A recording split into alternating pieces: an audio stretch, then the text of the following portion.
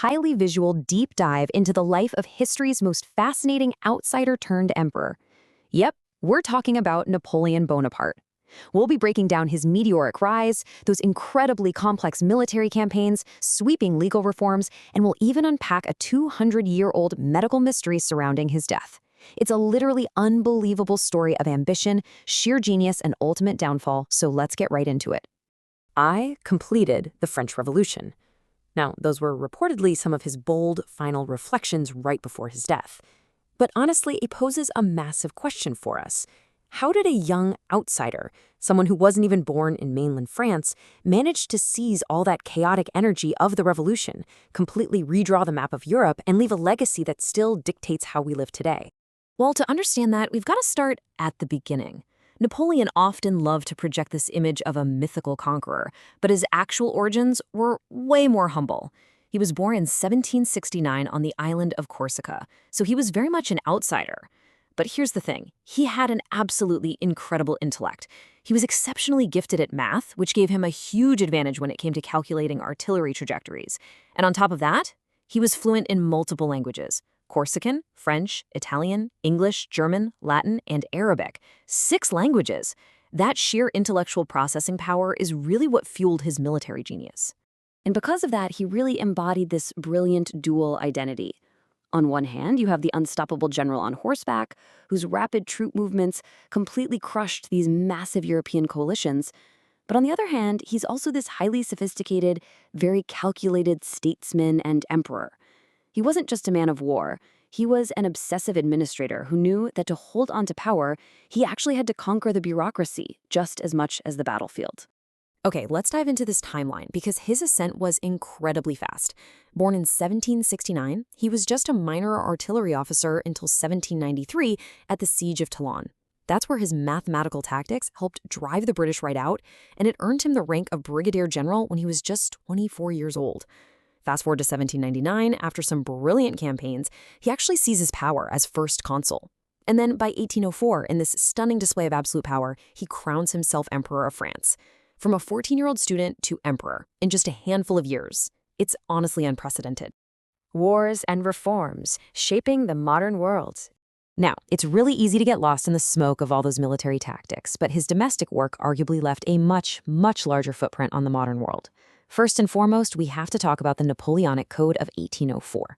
This established equality before the law and protected property rights, and it was so effective that it still serves as the absolute foundation for a quarter of the world's legal systems today. He also just completely overhauled the state. He created a centralized public education system, he established the Bank of France, and he poured funds into the arts by expanding the Louvre into this magnificent public museum. But of course, Napoleon could never really stop fighting. Early in his career, his success relied almost entirely on triumphant military speed, basically outmaneuvering these much larger, more sluggish armies. But as his empire grew, unfortunately, so did his arrogance. And this all culminated in the fatal hubris of the 1812 invasion of Russia. He marched his massive Grande Armée deep into Russian territory. But the Russians, they simply retreated and burned their own supplies, leaving the French to just starve and freeze in the brutal winter. It was a catastrophic blunder that absolutely decimated his forces. It was really the beginning of the end. So by 1814, Paris had fallen to the Allied European powers. Napoleon was forced to abdicate, and they exiled him to Elba, which is this tiny little island off the coast of Italy. And this was an incredibly dark period for him. He was separated from his family, he's watching his entire empire be dismantled by the returning Bourbon monarchy, and he's actively being threatened by his former diplomatic ally, Talleyrand. The former master of Europe was battling some profound despair. In fact, right before his exile, the fallen emperor actually attempted suicide. Elba and the 100 Days. But as you'll see, you can't keep Napoleon down for long. In February 1815, he slips past the British guard ships and escapes Elba with just 600 men. And as he marches toward Paris, entire royal regiments defected just to join him. He actually retook his throne without firing a single shot. However, the rest of Europe immediately declared him an outlaw. Now, what's really interesting about this slide is the sheer scale of the odds. Napoleon rapidly mobilized a newly reformed French army of 280,000 men. But the coalition forces, they amassed an overwhelming 800,000 soldiers. Facing odds like that, he knew for sure he had to strike first. The defeat at Waterloo. And that desperate strategy led directly to the climactic Battle of Waterloo on June 18, 1815, where Napoleon faced off against the British and Prussian forces.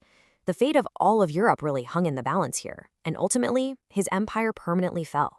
Why? Well, first, fatal map errors led to misdirected troops. Second, that classic hubris flared up again, causing him to severely underestimate the Duke of Wellington. And finally, some absolutely disastrous tactical blunders by his subordinates, like those unsupported cavalry charges by Marshal Ney, completely exhausted the French. It was just a perfect storm of bad intelligence and arrogance.